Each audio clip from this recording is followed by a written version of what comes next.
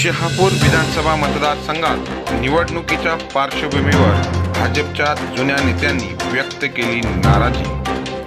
भाजपचे जिल्हा उपाध्यक्ष व खरेदी विक्री संघाचे सभापती शेखर अधिकारी यांनी महायुतीचे उमेदवार दौलत दरोडा यांच्याबाबत सोशल मीडियावर व्यक्त केली नाराजी। भाजप पदाधिकाऱ्यांना सावत्रपणाची वागणूक दिली जात असल्याचा केला आरोप।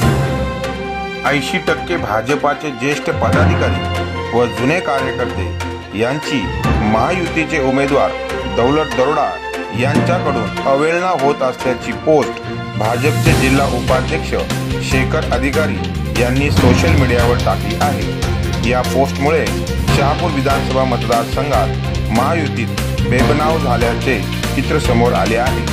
भाजपच्या कुठल्याही पदाधिकाऱ्यांना नियोजनात घेतले जात नसल्याचा व उमेदवार स्वतःच्या विचाराने वागत नसल्याचा आरोप या पोस्टमध्ये करण्यात आला आहे।